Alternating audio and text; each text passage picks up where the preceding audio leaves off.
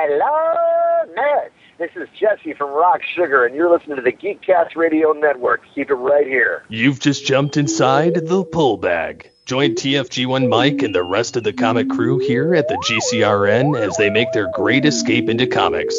From DC, Marvel, and Image to IDW, Boom Studios, and Zenescope, we have everything right here. We cover things like Transformers, He-Man, superheroes, TMNT, and Radiant Black. Yeah, we have all that and so much more. It's all inside the Pull Bag here on the Geekcast Radio Network. So, without further ado, it's time to talk about the comics we're reading right now, here inside the Pull Bag. Hello and welcome to the Pull Bag. This is episode 419.5. That's right, folks, another 0.5 episode. I'm, of course, TFG1Mike, and my guest today has been on this network for the longest time, but it's been a while since she's been here. It is none other than Aimee, a.k.a. LadyWreck. Hello. Hello. It's good to be here. Yes, it is very good to have you here. And, of course, the last time you were on the GCRN, not necessarily the Pull Bag, but was back in February of this year when we got your podcast approach over on Studio 2009. Before that, you did a couple episodes in 2020 and 2019, and then obviously all the other history things that you've done since then. Yep. So today we are here to talk about Ryan Drost's Stealth Hammer. Ryan is a good buddy of mine. He runs the show. He's one half, or whatever you want to call, of Star Joe's, along with his buddy Chuck and all the other people that do the show over there. And he did a Kickstarter. He actually did it twice. He didn't succeed the first time, but he succeeded the second time, called Stealth Hammer. This is a comic he wanted to produce and write and have, you know, obviously you have to have artists and all that and everything else. And I participated in the Kickstarter when it was going on, and I have it's literally the first physical comic book I've had in over 4 years. I do not do physical comics anymore, folks, because they take up too much space, and I much prefer Comixology guided view. I wish Comixology... Which is okay, because I like it too. Right. I wish that Comixology would do something. I wish Amazon, since Amazon owns them, I wish Amazon would let them do something similar to what iTunes used to do, where you could import your CDs. Like, I wish I could import the PDF of this into Comixology, because it's not on Comixology.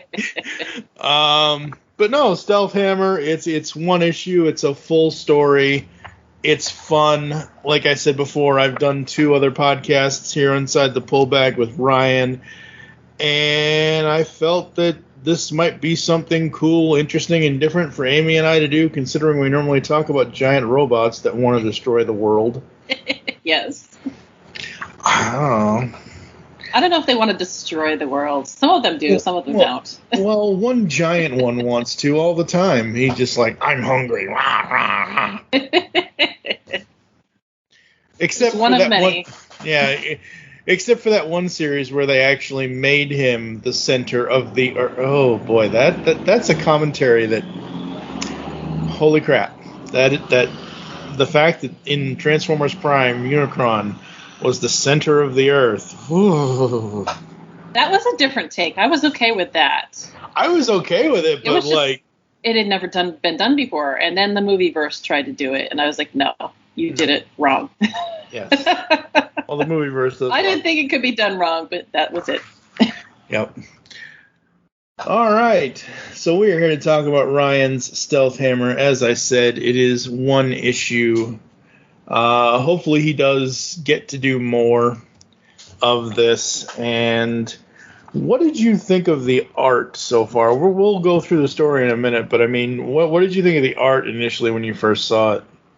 I liked it. I mean, it definitely looked very professional. Now, of course, I listened to the other 2 the other conversations that you've had with him that you've recorded, and so I know that he actually did get like people right out of college or right out of a class or whatnot, and it shows. I mean, the art is really good. It's really ace, and the coloring is really great. I mean, the quality of the work is quite nice. and it's what I didn't know what to expect, but it's what I would expect to see in any professional looking comic book. It was done well. I mean, there are a few things that I niggle at that I was like, nah, but I didn't have a very big bone to pick with any of it. It's just little stuff. I mean, if I was let's just say this, if I was a director of, say, some comic book company or an editor, and an artist handed this to me, I don't see anything in here that would make me go, no, you're not ready yet. Everything in here screams they're ready to start a very good career in comic book writing, or that drawing and illustrating. Yeah. Mm-hmm. So just there are two stories in here. Just to get the creative out of the way, Ryan Drost, creator writer, Joel Jackson, artist, Ross Hughes, colorist, Evan Evans, Lacey Hart, and Julio Santos are on color assists. Dave Sharp is the letterer on the first story. Second story, obviously Ryan is on writing. Alexander Scott is the artist, colorist, and letterer on that one. The editor was Quinn Jones, and logo and title art design was done by Ryan's wife, Aimee Drost. So this one, this is all about Aimee and how she gets superpowers. Oh boy! What I notice in the writing, I don't know if it's the way that I love you, Ryan, dude, but as I read through this, both in the actual physical comic itself that I'm holding in my hand, and through just because I read it that way, and I also read it on the PDF because I wanted to make sure I got everything. I don't know if it's the PDF or if it's the physical comic, but there are several times in the beginning here where I feel like sentences just end. Like, Aimee will say something, and then it will move on to a different thing immediately. Yeah. Like, this whole thing with her taking her boyfriend Kyle to catch the bus and everything. There's just a couple of things in here where it just feels like the writing it's good, but it's... The pacing had some issues. Yeah. It's, like I said, that like a few times when I was looking at it at the PDF, I'm like, okay, Aimee said this to him. He said that to her, but then it's like the thought process was interrupted and they just moved on with no transition. Yeah. And that's a pacing issue. Yeah. And some of the dialogue is like the dialogue as well. There's a few things in the dialogue that we'll get to that when we get there, but yeah. Yeah. So yeah, Aimee is taking her boyfriend Kyle to meet her father, and like I said, they have to catch the bus. They eventually get to her house, and apparently the neighbor's not too thrilled with her dad. Yeah. It came within an inch of my house. Yeah. Or whatever it is. Before we go that far, though, I mean, if you go back to the page where Aimee is rushing after the bus that they miss, there are a few things that I thought they were strange little things that I just quite thought were a little odd in perception, at least. The part where she jumps over like the barrier and then swings around the pole. Yeah. The perspective is really odd to me. And I didn't get it at first, but I kind of wondered, just because after I listened to the show that you recorded with him, that there's homages like throughout the book. Yeah. And I wonder if this was supposed to be a homage here, because her arms are really long and to stretched. Mr. Fantastic, yeah. Yeah. I didn't catch it at first. I thought, well, that's a really weird perspective, because I didn't realize that this was just chock full of so many homages and so I gotta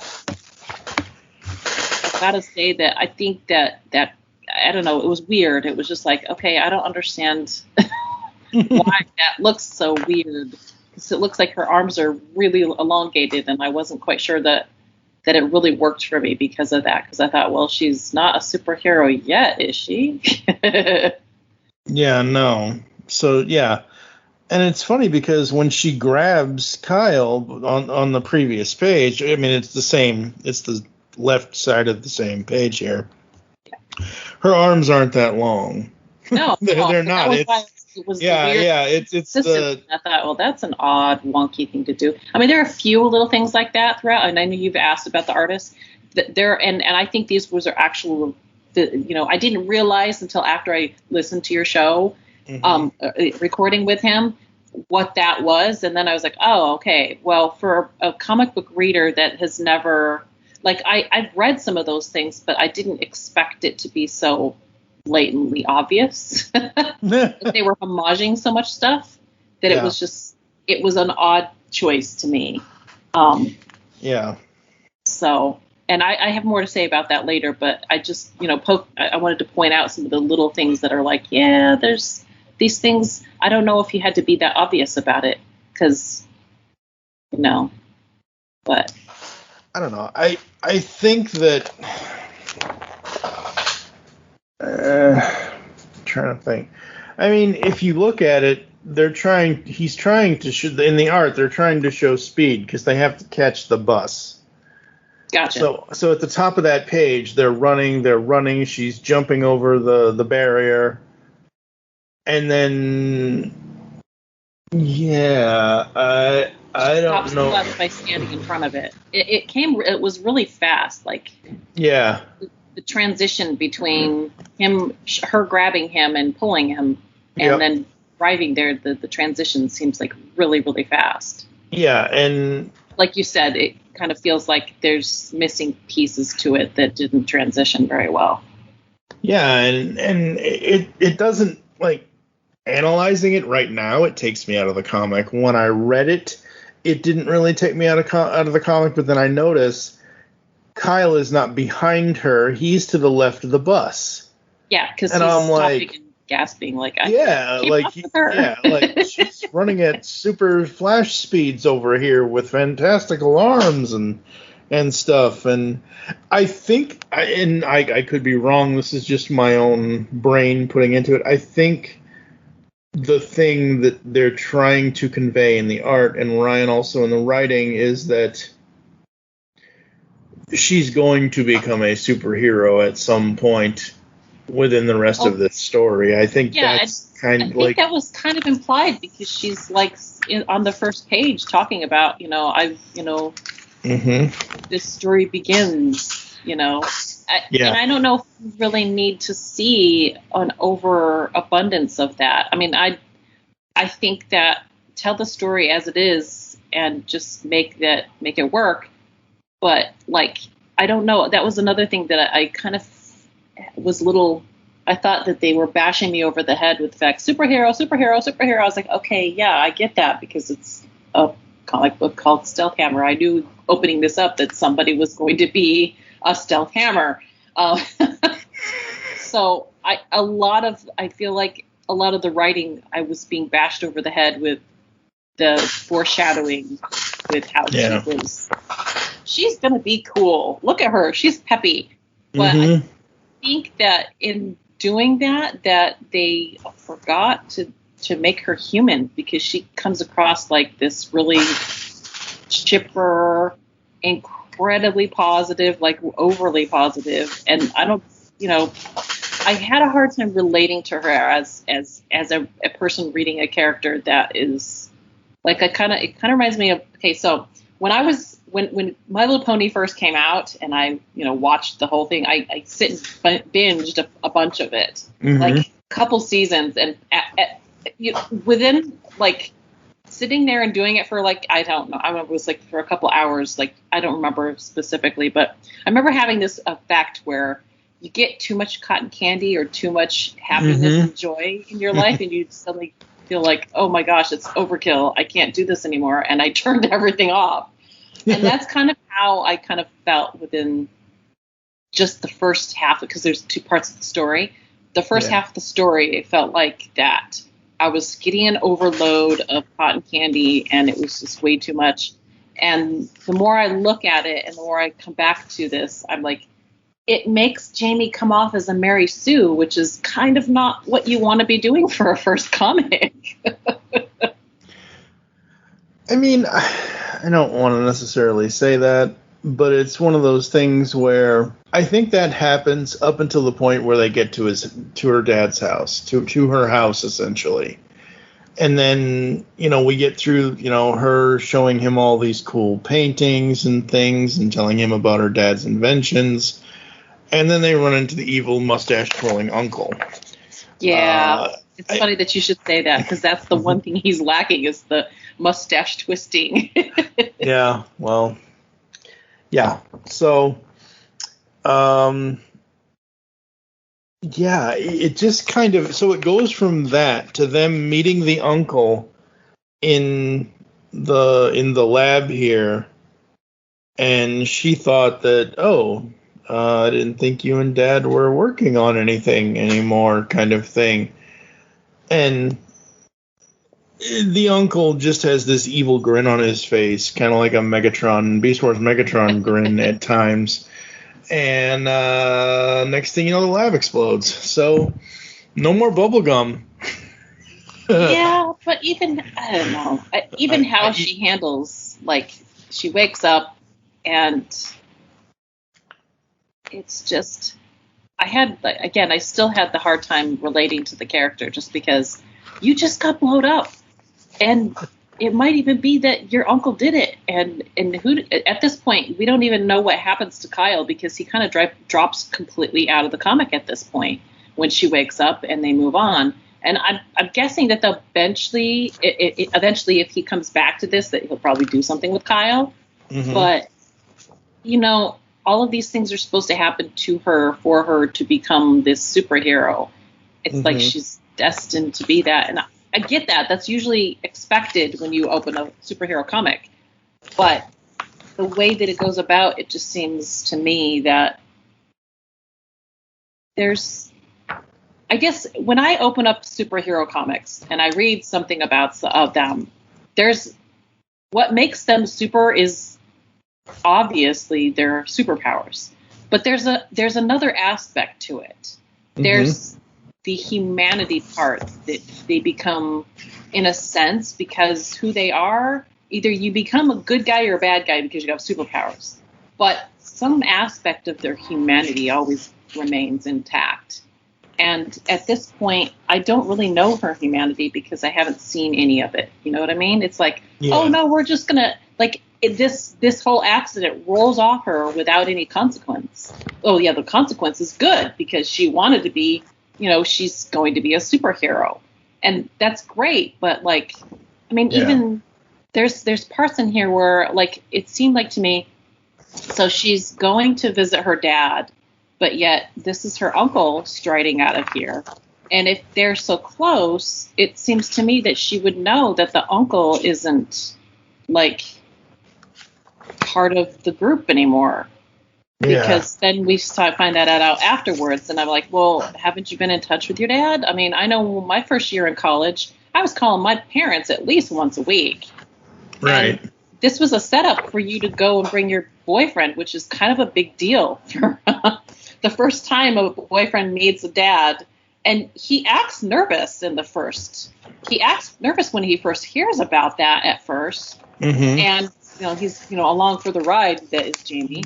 But it's kind of odd to me because it was like, okay, so was this planned or not? Because then she's like, oh, where's my dad? And he doesn't show up until afterwards. And it was like, well, was this prearranged or was this a surprise? Because it seemed like it was prearranged. So there were just little holes like that, just little details that are like, oh, that's right. That was, wait a second. Where is he? Where's the father at? Anyhow, so there were the little details like that in the writing that kind of, I was like, wait a second. But they're supposed to, so the humanity part, and I kind of relate those to humanity things because those are human details. This is supposed to be her bringing the boyfriend home. There should be nerves. There should be, he's got nerves. She's like, yeah, that's fine. We're going to have fun. Right, yeah. She doesn't have any nerves at all. He does. There's no nerves. And I mean, even if it's like, hey, this is my dad, and I want him to like the guy that I'm like, hey, we're holding hands, we're together, we're boyfriend and girlfriend. This could become something more. And it seems like, no, it seems a little less loving and more like, hey, we're just friends. Yeah. Because there's no kiss when they first meet. I mean, when you're in love, you're in love. So that's why I thought, well, I don't, there's just a few things that I kind of made me question, because those were things that as a female, and having gone through school and having fallen in love with my first boyfriend and wanting to bring him home in my first year of college, that I could relate to. Mm-hmm. And I got none of those cues at all. And those are character traits, character moments that are really great building moments for this really awesome, Jamie character who's going to become a superhero. That's how I relate to her as a reader, because I can't relate to what she's going to become. She's going to be a superpower hero. Mm-hmm. And I can't relate to that. I think it's cool. I like reading about that. But as a reader, I'm looking for the human moments that not only they're super, but they still are human. And so they have those human moments, and I didn't get any of that from that. So I thought, okay, well, I hope that I think at some level, that's definitely something he wants to do. Mm-hmm. But and I kind of get more of that later. Like this first opening part, that was me, is that I didn't think it. I saw a little bit more of those character beats later. And so I thought, okay, we'll see how it goes. Yeah, and I didn't even the first time I read through this, I completely missed that Kyle is basically gone after the lab explosion. They do say that, he took quite a hit, but he'll be all right soon or something or other. Yeah. And that's great that they have to, I don't know. I just this is 33 pages. Yeah. And I'm thinking that maybe this first story needed another 5 pages so you could speed up this origin. You have the explosion and all of that, but then, you have to, everything you've just said, you need another 3 or 4 pages to show the humanity and introduce us to who these people are. Like I said, what is said about Dad? What happened? There was an explosion. Kyle, he'll be okay, but he took quite a hit. That's it. I mean, there's no emotional reaction to him. I was like, oh God, I hope he's okay. Yeah. And, it's like, I know that the focus is supposed to be on Jamie. And so, I mean, I look back at some of the choices that they made and some of the characters they put in here, like even the girl on the first page that they introduced, they actually give her a name in the front and everything. And I thought, okay, so if you're giving a character that's not going to be there for very long, maybe it makes me want to, I don't know, wonder what was the point of putting them in there at all, to give them a name if, they're not going to be back for the rest of it. Yeah. And then it made me also think, well, what's the point of the boyfriend then, other than to just give her a reason to go home to have an explosion? There's lots of different ways that you could write this. And that was the next, I was like, well, why even put the boyfriend in it at all? Maybe she's just going home to visit her dad, and, there's a way that they could speed this up. And I thought about, that they were trying to homage all this stuff. And so it makes me wonder if they sacrificed the plot points and character just to have the homages. And that's what it seems like to me is going on, which makes sense too, because this is supposed to be I think he said it was some sort of a gift to his wife, or it was something that they did together, which I think is fine if that's what your purpose is. But for a reader, I don't know anything about that. Sometimes, I mean, I do know some comic book, and I did catch on some of the characters that I think that they were trying to homage, but I don't know if it serves the story well. And that's really when it comes down to writing, is if it doesn't serve the story, the plot, the character, the development of where you're going, then you don't put it in, or you put it in as few as possible so that it doesn't interrupt or break you out of the story. And these are the beats that are in here. Is I feel like some of the choices were made specifically for the homage. And that's not a really good motivation for a story. It doesn't mean that it can't be better. It just means that it sacrifices the points that could make it stronger for the little moments. I mean, this is the same problem that I had with like even Marvel's Endgame, because they did that a lot in that movie. And it suffered because of that. I didn't get the same emotional impact that I got in Infinity War that I got in Endgame because of it, because the emotional impact was lightened by the homages. And I thought, or the little moments that fans wanted to see. And I thought, well, that's great for those fans. That means that you're catering to a specific crowd. But where does the story? How does the story fare?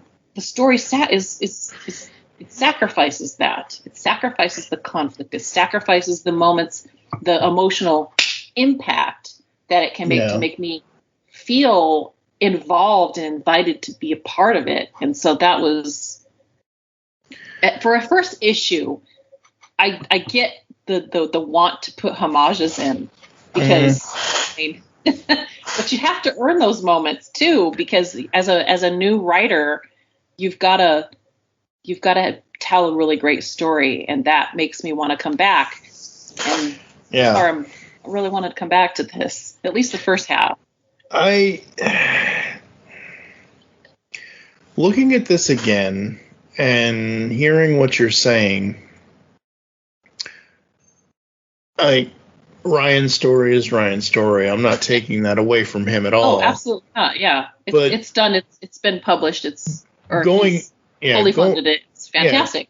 Going into this and just thinking about it and looking at this panel by panel, page by page, they should have opened with. He could have still opened with what he opens with. This story is going to be really, really interesting, or this story is going to be like all of the stuff that's in her dorm room. They could have done. Absolutely. They could still do that. They could still have her go to her dad's house, I guess. I don't know. But basically what I'm going to say here is maybe not make the very first episode, the very first issue, the origin story, because they have to lay out so much. It's only a 33-page comic, and the other 4 or 5 pages or whatever is a separate story. So what I would have loved to have seen here is all of the beginning stuff, but she already is Stealth Hammer. Yeah. And Kyle doesn't know, or even if he does know, let's let the boyfriend in on the secret for once, because there are plenty of times where Lois didn't know and blah, blah, blah, blah, blah, whatever. But let's start the story where she's already Stealth Hammer. She's already having to do superhero stuff. And then when they go to do a second issue is when, oh, by the way, X number of years ago, this is how I became Stealth Hammer. Because I feel as if after the accident and her dad explaining all the powers to her, I feel like that is a whole issue by itself within this one comic. Yeah. Because they go panel by panel. Like, she goes invisible for half of a second, and he's like, oh, you got to watch out for that. You got to be careful of that. And I thought, how does he know that? While she was sleeping, did he do all of these experiments on her? It's like, wait, how long is it? The time, again, the time goes by super fast. Yeah. And I want to see more of that. I want to see more of what she goes through to discover who she is, and how that looked, how that, I want to see that. Yeah. I will say that he successfully got me interested in what are her superpowers, what can she do, because there's lots of stuff in this place, and I think it's definitely, but and I know she's going to discover some of those things along the way, but I don't know that that's a good thing because it could also work against you as much as for you.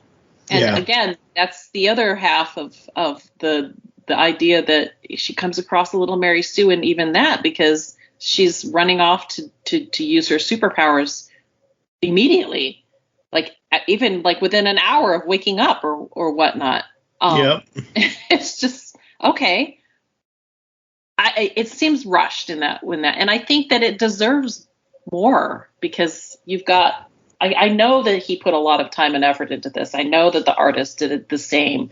I know that the fact that he's got all of these little bits that he wants to homage and the things that, and he does. He takes time to homage quite a bit of that, but I because of that. I really had a hard time reading just the first half of it. The second half, that's exactly what they do, though. The second half, we just jump right into where she's training, and that completely worked for me. I thought, okay, now this is interesting because there's the whole training is the homage. And it was subtle. It was so incredibly subtle. I thought I didn't think about it until after it all had been done. And that's where I was like, hey, okay. And who are these creatures that she meets? And I thought, oh, I wish I could read more of the second half than the first. Yep. Yeah. Because I think the exploration, the mountain stuff and all of that, I think that's, again, like I said, that should have been this first, like the beginning portion of this issue. And then you go and tell the origin kind of thing. Because we don't know who half those characters are. And I get it. They needed to wrap up the uncle story and have him arrested and everything else. And I before we were recording this, I sent a message to Ryan. I'm like, I see what you did there with those fake movie Autobots. I said something to him because when she takes off over the police officers' heads because the neighbor called the police. Yeah. And she says, Dad, you might have some visitors coming to the door. I'm like, that's the wrong Optimus Prime. It needs to be a flat nose cab, not this movie verse looking thing. And then I'm like, if that's Bumblebee and that's, I don't know who that's supposed to be. Hound was never a Volkswagen wagon. I don't know, but just I saw that and I was like, hey, I see what you did there. Interesting, funny, ha ha ha. And then later he actually has what looks like a Volkswagen Bumblebee like come to life and want to destroy her, and I'm like, oh crap. Oh, with the tentacles? Oh, yeah. I'm like, I don't need Bumblebee tentacle porn, thank you very much. I mean, it's cool, it's fun, but that was my first thought because I'm a male and I'm cruel and people always mention certain things to me, and I'm like, oh, Bumblebee but with tentacles and Bumblebee tentacle porn, right? Okay. Not really, but yeah, so as we got through the back portion of this first story, I did like all of the effects, all of her powers working, her facing off against her uncle. I like all of that. I think that's great. I just think the first 8 pages or whatever it is that out of the 33 that are here that focus on her origin. As much as I've said before, and other people have said this before too, show the hero learning how to use their powers. Yeah. There's a huge difference in showing how to use your powers and showing, like, oh, well, these glasses are going to help you do this. And your new stealth hammer utility belt, this goes in this pouch, and this pouch is the, like, I don't think we needed that. It's almost like it's too convenient. Yeah. Because it's like Dad expected her to show up and have this accident. And, what if she didn't want them? I mean, it's okay to show, like, something terrible happening, going, okay, I didn't want that to happen, but hey, there's these things that I could work with here. But again, it seems so incredibly rushed that it makes it come off a little less amazing than what it should be. And which I know he's probably fully capable. I mean, like I said, I can only make so much inference just because I've only got one page, and I'm only guessing the bits at the end seem to be much more stronger, to me at least. I do care about what he's tried to build, but it just came so fast that I was like, okay, not a bad start. You've got a great idea. I think all of the bits themselves would work, but you just need a little bit more space to kind of flesh them out and let them shine. Yeah. I think it was this excitement of, we're making a comic book that sometimes when you're first writing the first time, you write stuff that you're like, everything that I wish I could do, but it might not be the best thing for the story until you learn kind of to contain that excitement a little bit, to say, okay, now the real writing begins. And you've got to make something that somebody's going to look at and go, hey, I really relate to Jamie, and I really want to do this. And I know he wants to have those moments, and I hear you. I feel that in a lot of what he said. But that enthusiasm you still have to write something that's going to hit the beats to make people really feel that. And that takes time, and it's hard to pull back a little bit when you want to have all your favorite moments, in a small little 33-page comic book. Yeah, and here's hoping that he can do a second issue and continue on with the story. Personally, I like the fact that he's introduced all of her dad, and hopefully Kyle's okay. I don't know. I don't know either. That's the other thing. But her dad, Kyle? Her dad, her uncle, all of that. Like, her uncle is the evil villain kind of thing, kind of like Darth Vader is, quote unquote, the villain of Star Wars. And let's be honest here. Most superhero stories, if you have family, at least one of them is going to be the bad guy, even if it's just for a short time. They're going to be the antagonist at some point, because that's how it goes. It's a little bit of cliche, but it's okay, because I think it's done so much, and there's so many different ways to create a good guy and a bad guy that it's all right. I accept that, but I think it was a little too obvious that the uncle was going to be the bad guy when he walked into the screen, just because he's got the face. And I kind of wish that they'd pulled that back a little bit. Give me a little surprise. And it wasn't a surprise. The minute he walked away, he, like you said, he had the twisty mustache. He's like, it was written all over him, even though it wasn't written all over him. And I was like, oh man, I wish I could have just discovered that rather than be told that. That was another beat that I thought, it surprised me with that. I was actually kind of surprised with the gnome guy. I was like, what is that little guy putting this in here? What is that? Ari would suggest running. But how do I run? No, I mean, like, even in I don't know if you noticed that before things exploded and she got her powers, he dropped this necklace. Oh, yeah, her necklace. Yeah. Yeah. And so now that I know that there's more to it than that, I kind of look at that and say, oh, what a little bad guy he is, because he knew this was going to happen and he made it happen. Little turd. Yep. I don't know what Ryan has set for the future. I don't know what plans he has currently. I haven't talked to him yet.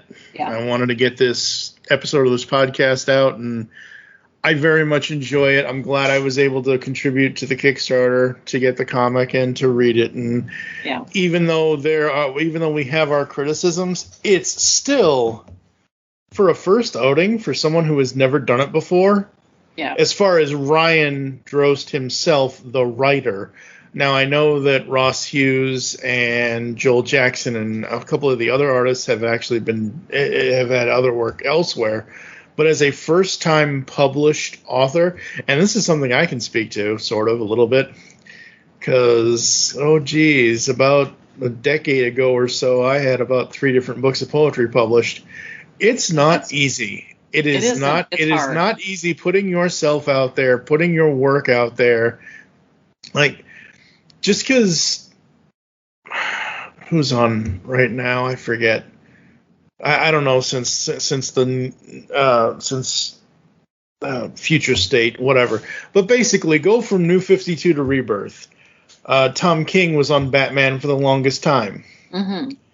Like, Batman obviously has been around for 80 plus years. That's a character that multiple people have had their chance with and had been able to tell their story with. Whereas, like, if you go back to, let's say, Batman was first published in 39, you go back to 37, 38, or, even, like, who knows what the comic book world was like in 1939 when Bob Kane and Bill Finger published, had Batman, Detective Comics, whatever, like, every time you put yourself out there, this is kind of the point I'm trying to get at in an ass backwards kind of way. You're putting yourself out there whole hog, not knowing how people are going to receive it. Yeah. Yes, we both have criticisms of this. Are they criticisms that we are going to sit here and say, oh my God, this is the worst comic book ever, it should never be read by anybody? No, not at all. I mean, besides the fact that Ryan is a good buddy of mine and then we podcast together every once in a while kind of thing, besides the fact that I contributed to the Kickstarter, if I saw this comic cover in a comic book shop right now, if I went down the street here in downtown Vancouver, Washington, to a store that we have down here called I Like Comics, and I saw this on the shelf, I would pick it up and look at it and be like, I wonder what this is about. Now, whatever. I mean, generally, sometimes, I don't know, because I don't buy. What's the last single issue you bought?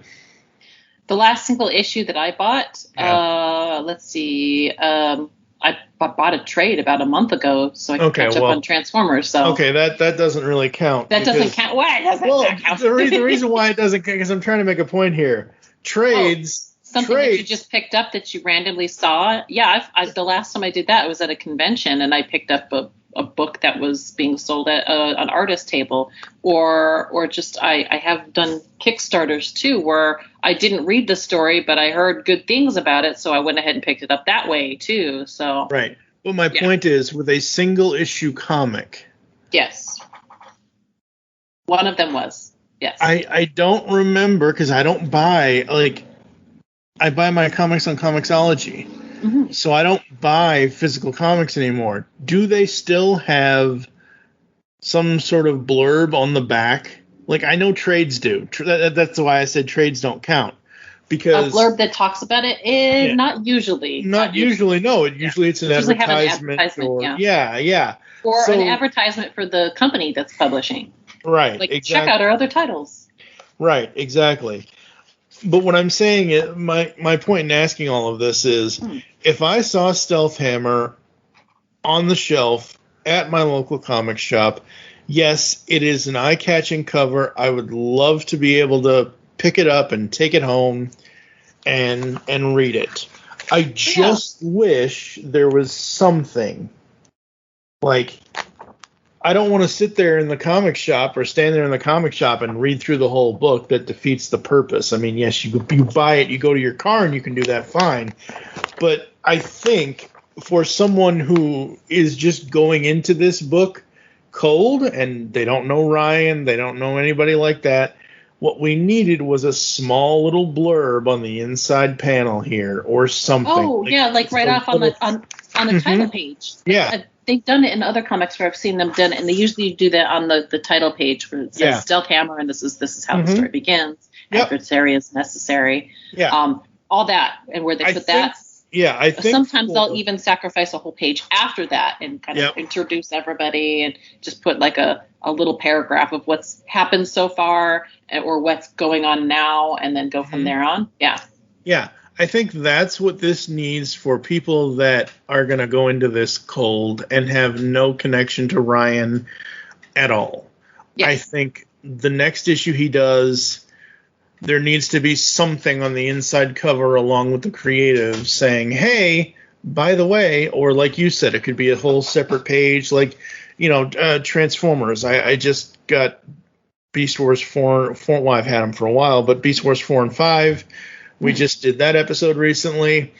And obviously IDW is, they do the story so far thing in all of their books, not just Transformers kind of thing. And it's just small little blurb, doesn't need to be super. I mean, IDW does it in a way where it's all panels showing panels from the previous issue. But in Ryan's case and in the case of Stealth Hammer, it needs one little paragraph in between the logo and the creative listing, just saying, hey, this is what you're in for. So read on. Well, that's the beauty of having, like, a Kickstarter is that, they could do it in the Kickstarter so that you kind of get an idea of what the story is going to be about. I think if I remember correctly, when I was listening to the podcast that you talked with him on, that they did have like a video where they were talking about stuff instead of talking about. And then they came back and I guess changed that up. So instead of talking about themselves, they were talking about the story, which I think is, that's a good way to sell it. And in a Kickstart environment, that's a really good way to go too. Yeah. And I understand that, but I'm saying if he wants to, like, insert publisher company name here, because I'm not going to sit here and list anybody that he could potentially go to. Well, he knows straight to Comixology, like you've mentioned. But I mean, Comixology has their submit program. Yeah, but my point you're right. The Kickstarter did have all the information, but now that it's funded, now that it's out there in the world, like I've seen him do press events and things at his local comic shops in Ohio. So, like, what I'm saying is the one thing for this physical book to be in a physical store for people to get on a monthly or whatever basis, if, there are more issues to come, there needs to be some sort of something on the inside cover of this number one. Just tell you somewhere on this book, whether it's on the inside cover, whether it's on the back of the book, it doesn't matter where it is, something to show the reader that, hey, this is going to be cool. That's your elevator pitch to suck them in, to pick them up the issue, right? Yeah, that's cool. Yeah, that's a good idea. Yeah, because, I mean, there are plenty of books that I've gone into a comic shop in the last 8 years that I'm just like, I'm not into GoBots. I don't care how cool the cover looks. I just don't care. Transformers is better, in my opinion. And that's just in general. Gonna rage at you now. That's just in general. That has nothing to do with what actually happened in whatever GoBots comics there are, kind of thing. But my point is, I see a comic like this and I'm like, oh, that looks pretty cool.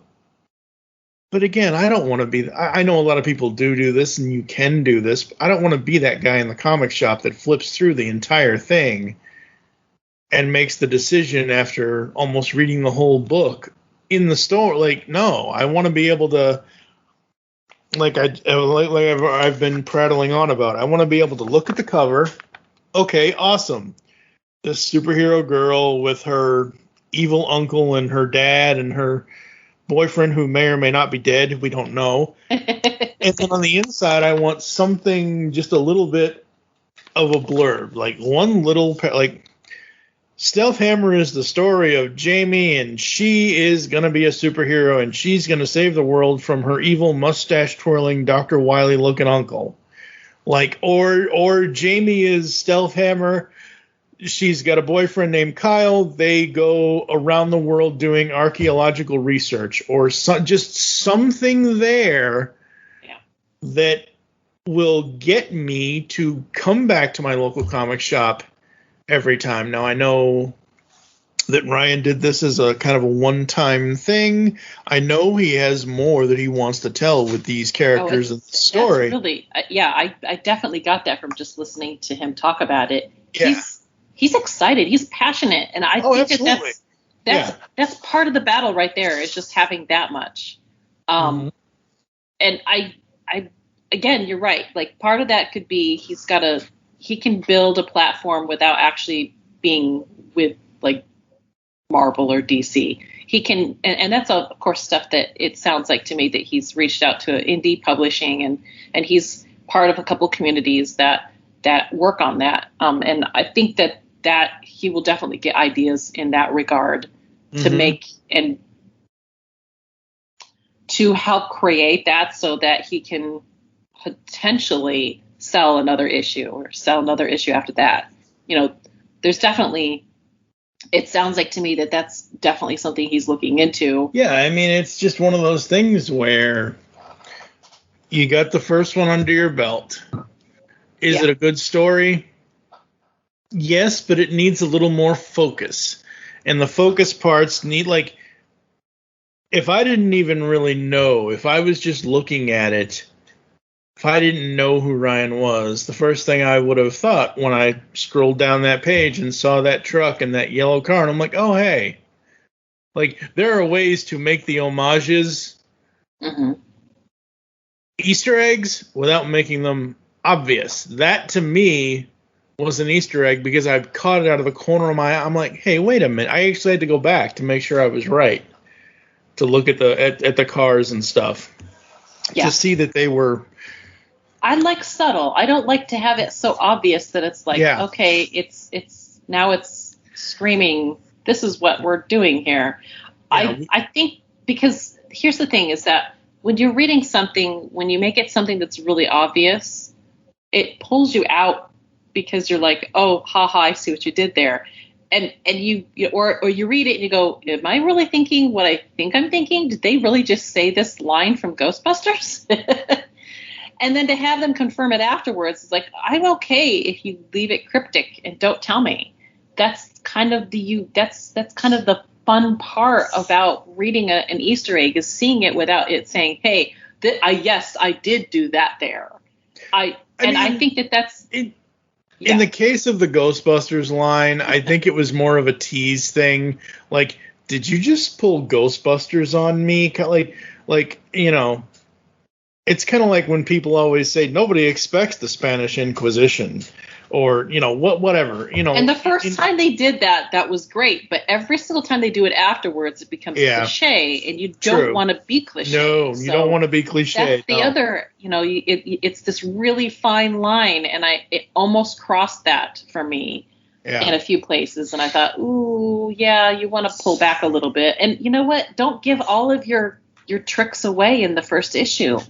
It's like playing poker. You're going to have to save a few of those things for later. And it's not like, oh, well, I just want to pack all of it in there. Well, sometimes you don't want to pack too much in, because like I said before, it's like you've got this really great story, but it's going to suffer if the whole point of it is to create homage after homage to build up to the next homage.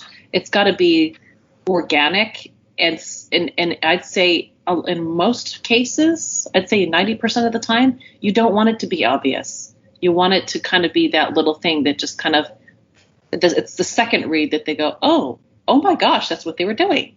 You know, the surprise, people like surprise. They like to be able to kind of look at it and say, oh, now I've got the little, I get it, you know, without being obvious. Yeah. Because that kind of changes a little bit of the emotional impact on your audience, which is like really, really important. Very much so. Yeah. Your audience lives for those. Yep. And it's kind of different, because it's like when you first, now I'm going to reach a little bit here. I kind of feel like in some sense that it's like he's a writer, but that he's more of a reader. This is his first time writing. And like it's very difficult to be a reader and then go to writing and do it really well, really fast right off the top. Right. He's got a lot of skills I can definitely see, Mm-hmm. But at the same time, I'm like, but you gotta, it's not as easy as it seems when you sit down and write that, because there's all these subtle things. Now you're not the reader anymore. Now you have to be the writer, trying to invoke these things, and it takes a lot of finesse to do that in your audience. Yep. And so it comes with trial and error, but also you can get training for some of this too. Right, and like I said, this first go around for him and for his team, it's not a bad outing. It's just an outing that is a learning curve that in the future they can get better as they go along. All right, not that I really want to do this, but we always end up doing this anyway. On a 0 to 5 scale with half points, what would you give Stealth Hammer number 1? Trying to think here, because I've been dreading you asking this question. I've stumped her, folks. Yeah, you stumped me, because it's like I can only do what I see, not what I think that he's capable of. And so I'm going to put it as a 2 for writing, because there's a lot of fun stuff in here, but I'm kind of a full, it's got to be everything for me. And like I said, it's the last half that I felt like there was so much more potential than the first half. Mm-hmm. Really enjoyed the second half so much more, and it started doing more of those things, and that's why I say I think he's fully capable of doing better, and I want to kind of push him a little bit to reach deep, and to, I know he's already done deep, but like I want to feel the humanity in Jamie, because I know that it's. Yeah. I'm not sentimental about any of the stuff that I'm reading. Like, yeah, I like the homages. Those are a nice little ad, but it can't be about the homages. It has got to be about the character and the plot and the conflict. And I didn't get all of those things in the way that I open any comic book and am equally as critical. And so those things are really key me as a reader wants to feel. I open up a story and I want to, discover, and I want to have all of those things, and it can't just be all about the fun. And it's not necessarily like you can do things, even for an all ages comic, you can still do a lot. I mean, I kind of thought about some of the stuff that he said in there, and I thought, even Finding Nemo had bad things in it.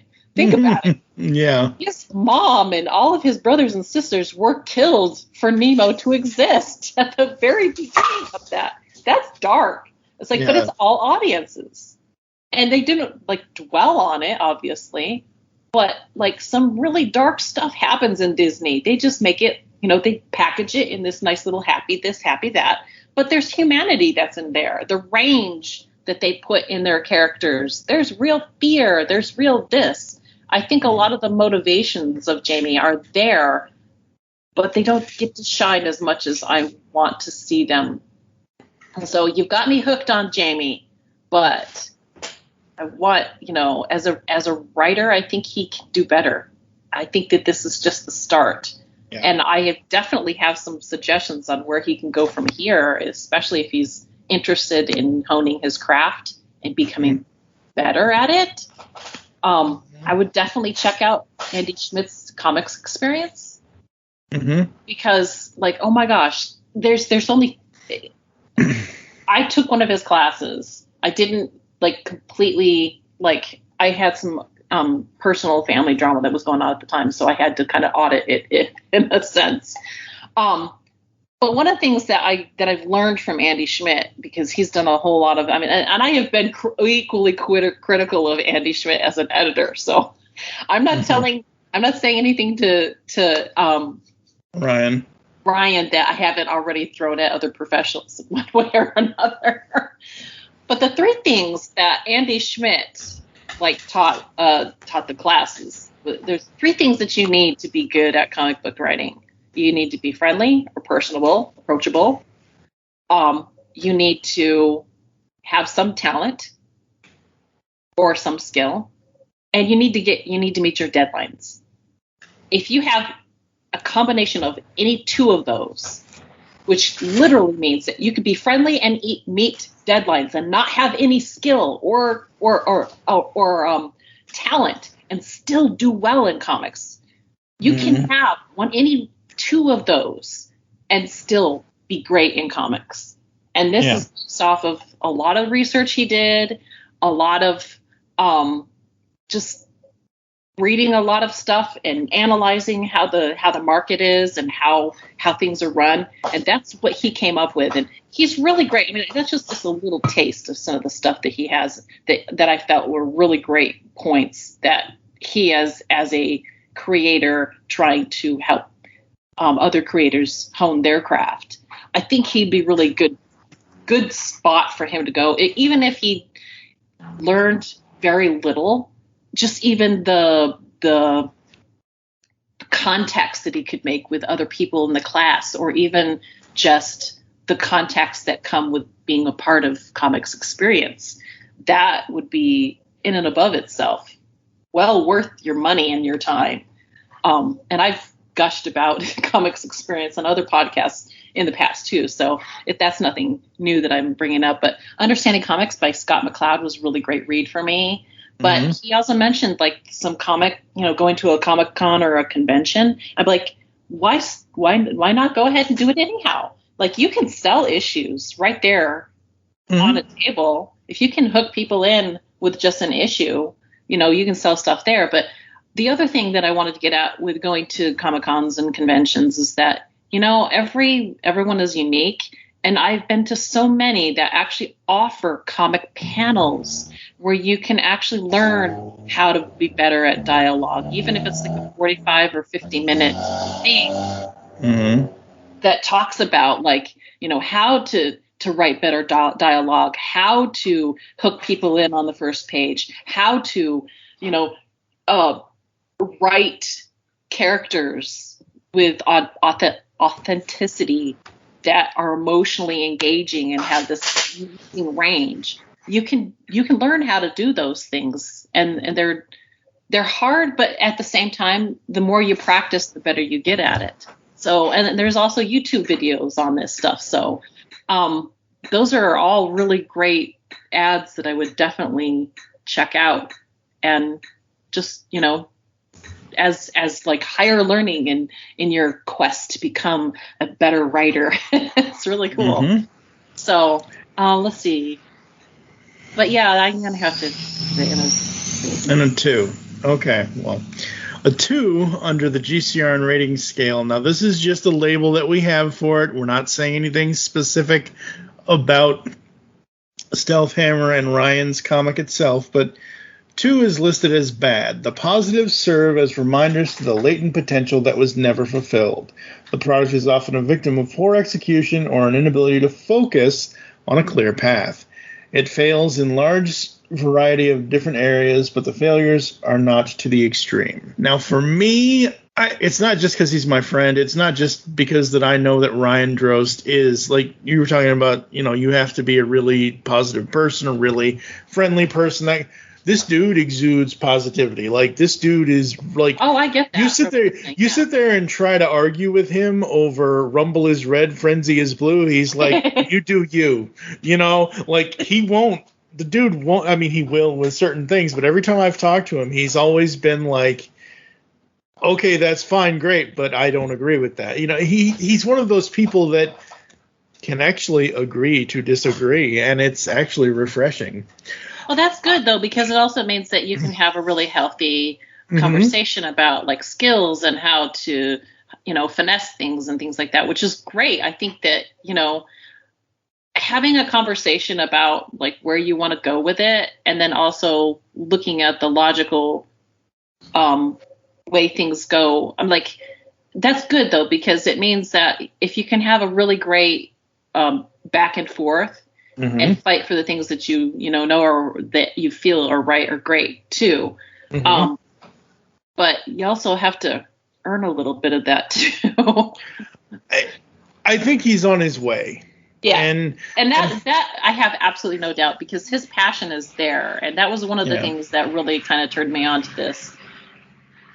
I found out all that stuff afterwards, because then I listened to who he was as a person, and I was like, he's positive, he knows what he wants, and I think that's great, because that is the best place to start, because there'll be times where you've got to pull yourself up from, okay, so I got a no answer on this, and you get no for so long, he's still a human being.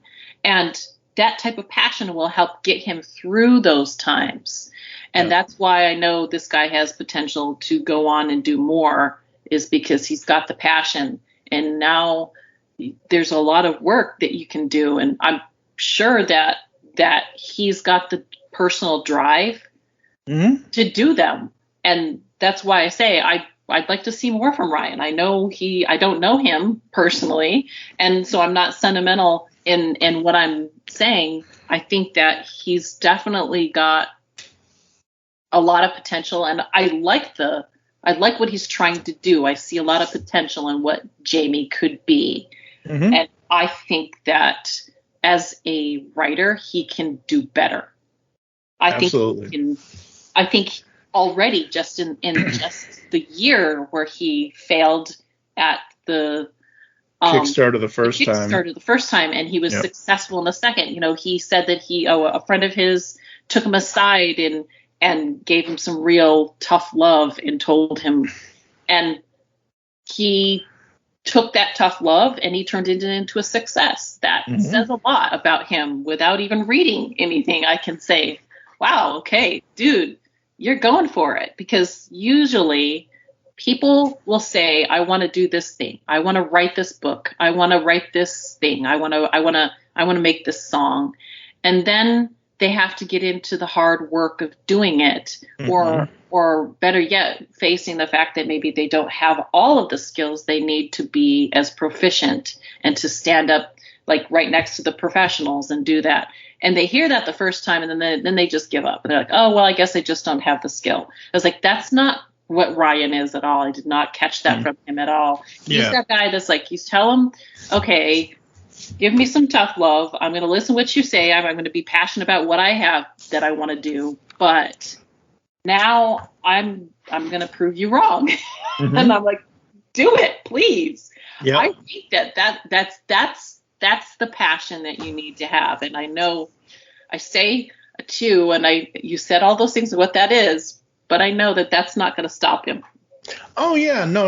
Absolutely not. And that's why I thought, okay, I'm giving a little bit of tough love here. I mean, if I compare this to anybody that's been in the industry or, starting off, I've read some really great stuff that's starting off, and I'm comparing that just to the level of where that's at, and this just isn't hitting it for me. And that's not to say that he can't ever get there. I know he will get there. Oh yeah. Just in how he communicated with you, what he learned and where he's going is like, he's fully capable. I expect good things from him now. I'm not going to be... He's going to do it. I'm excited for him. Absolutely. I'm not going to be so Wicked Witch of the West with this. Well, so I'm the Wicked Witch of the West. I want to push him. I mean, well, I do too. Mean, but tough love, I get the tough love because, like, I can tell you, I've had some tough love in my life, and you know what? I go back afterwards and I say they told me exactly what I needed to hear, and everything that they said was right. And I went back. I had to work my butt off for another year in college when I was trying to do some of the stuff that I was trying to do, and I went back, and it was more than vindicating to have a teacher who said, no, you're not ready, to come back a year later and have a teacher say, you're there. Yeah, and no, absolutely. I just, yes. And as I said, there are, like I mentioned with the writing, where I felt that the sentences just kind of stopped, like the conversation just in the very beginning of the issue. So I am going to give it a 3.5. 3.5 is listed as good, and it is as follows. Issues are certainly prevalent, but so are the successes. Typically, there is one specific area of extraordinary achievement or a multitude of quality moments that make the negative aspects relatively easy to accept. The failures are not necessarily glaring and are often a byproduct of design, though the difficulties one encounters hold your enjoyment back from reaching its fullest potential. Like we said, we want to see more from him, from the artists and the Stealth Hammer team, and this is a first issue. This is a learning curve. This is, I'm putting myself out there. This is, oh my God, I want to find a way to combine my geek stuff with everything else that I want to tell in this story. I think if we had one less incorrect Optimus Prime truck, because I'm sorry, only the flat nose cabs are actually acceptable, because the movie versions just don't work. Anyway, it's one of those things where, focus on certain parts of the story. Now that you have this out, Ryan and Joel and everybody else, you have the origin out of the way. Yeah. As, I don't want to say clunky, but that's the word I'm going to use. As clunky as it felt to read it, because every detail was told about how her powers work and how she got her belt of stealth hammeriness and everything else, that's out of the way now. Yes, so that's true. In the second story that was done in this, where she's out in the middle of nowhere having this adventure, I want more of that. Whether it's trying to stop her uncle from robbing a Las Vegas casino or something, or whether it's, her doing an archaeological dig in the Andes Mountains, whatever it is, I want more Stealth Hammer adventures. The art is superb. The colors, the art, the lines, all of it, I think is great. Yeah. The only thing is, I would cut back on the homages. Like, you can sit here and pull a line out. You can do it, but you have to be really subtle about it. Right. I think the homage, because I think about some of my favorite, writers that have written stuff. Mm-hmm. It was a while before they put homages in. They really established themselves as a writer first before they ever started doing that. Now, I know it's but this was a thing for my wife, and I wanted to, put all these things in, and that's good. That's great. But, that's, like I said, it's poker. You don't want to play your whole hand in one issue. You want to be able to tell who you are and what you love, but you want to be subtle about it. You don't want to be sometimes you do want to be, you want to be obvious, but it just depends on the story. And I just don't think that it was necessary at the cost of the plot and character development at this point. When you mentioned subtlety, the first thing I thought of is, Ryan, you need to be more like a Stealth Hammer dude. All right. 12 years in the making. After 6 Top 100 countdowns, the Geekcast Radio Network, along with 33 participants, are launching our Top 100 Transformers Characters Countdown. August 8th, 2021. 35 years after Transformers the movie was released. Don't be the only con left out of this one, folks. Because, really, whether you're a Predacon or a Decepticon, you want to be at the top. Right, Megatron? Yes. Tune in to Geekcast Radio Network's Top 100 Transformers Characters Countdown from August 8th through September 17th, 2021. 6 parts, 6 Constructicons. Learn who will fall and where they will fall, because one always falls. Transform and transcend here with us on the Geekcast Radio Network. Will nobody love Waspinator? So that's going to do it for us in this episode of The Pull Bag. Coming up at the end of the month here in July. In July, Cybertronians grow there. We have Radiant Black number 6, which is the origin of the Radiant Red character. Steve Megatron and I will be back with Transformers Beast Wars number 6, the conclusion to the first arc, Savage Landing. Coming up in August, it's TMNT month. That was supposed to be done back in March of this year, but oh well. So we've got episodes 421 to 425, all about IDW's TMNT comics. Bebop and Rocksteady Hit the Road, Volume 22 and 23, Shredder in Hell, and TMNT 100. So that's what's coming up here inside the Pull Bag. Aimee, where can the people find you online? You can find me on Twitter at LadyWreck. I am at TFG1Mike on Twitter. You can listen to the outro for all the other network and other things that we have going on as well. Make your great escape into comics, and we will catch you next time here inside the Pull Bag. You've just jumped inside the Pull Bag. Join TFG1Mike and the rest of the comic crew here at the GCRN as they make their great escape into comics. From DC, Marvel, and Image to IDW, Boom Studios, and Zenescope, we have everything right here. We cover things like Transformers, He-Man, superheroes, TMNT, and Radiant Black. Yeah, we have all that and so much more. It's all inside the Pull Bag here on the Geekcast Radio Network. So, without further ado, it's time to talk about the comics we're reading right now, here inside the Pull Bag.